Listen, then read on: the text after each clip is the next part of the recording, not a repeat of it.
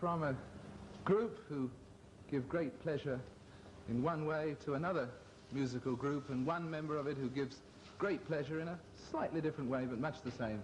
Ladies and gentlemen, Mr. Paul McCartney.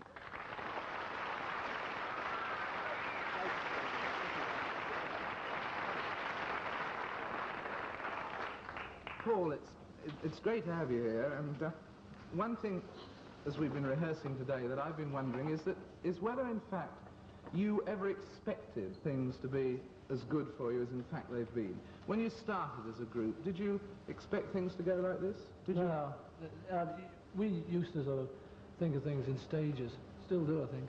Yeah. When we first started off, you know, playing in the cabin and things, I thought, first of all, let's get a record contract. We all did. We got a record contract. We said, let's get a #1 hit. Got one of them. Yeah. You know, and so I hear. Yeah. Went on.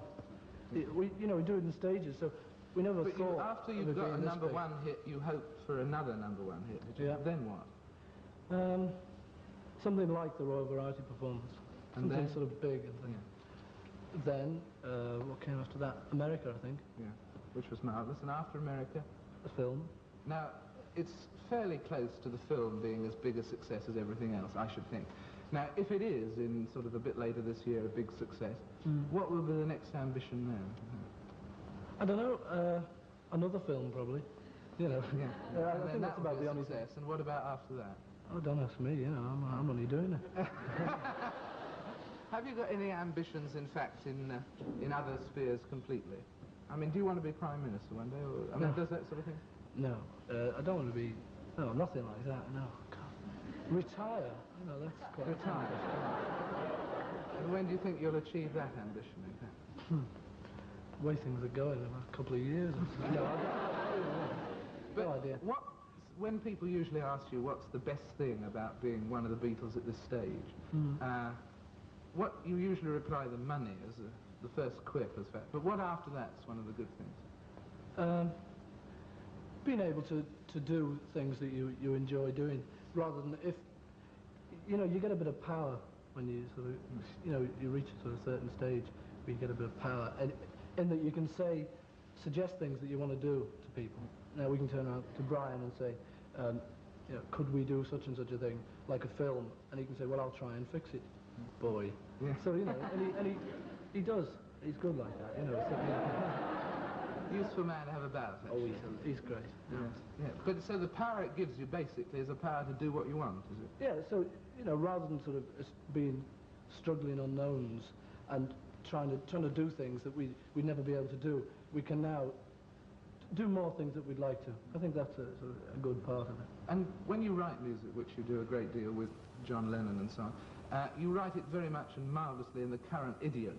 Do you feel that later on, when you move into another period, say in 5 years' time, you'll be writing in the same idiom or different? Will you change with the times? Well, I think the point is that the tunes that we write aren't in any idiom. Idiot. They are. It's just, I think it's just the arrangements, like the arrangements of today. For instance, From Me to You, you know, it could be done as a sort of old ragtime tune, especially the middle eight. And so, you know, we're not writing the tunes in any particular idiom. So, in fact, in 5 years' time, we may arrange the tunes differently, but we probably write the same old rubbish. And how do you judge a good song when you've written it? By what? By us liking it. You know, John and I, if we like it, then we think it's a good one. It's a combination of liking it and what is commercial, what we think other people are like. Can it be a good song if you like it and nobody was to buy it? That hasn't happened yet. But... Well, it always is for us. If we like it, in fact, you know, we don't like bad songs. That's all there is to it. Of course, everybody, I imagine, says to you the pop world is very short-lived and everything like that. And what will you do when the phase passes? Do you think the phase will pass? Does it worry you? No. Yeah, I couldn't care less, really. I don't think.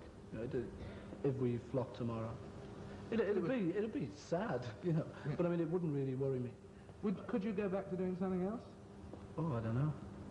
I'd miss doing this, but I think I'd think of something else to do. Something what would you that I'd like to do? Write songs for other people.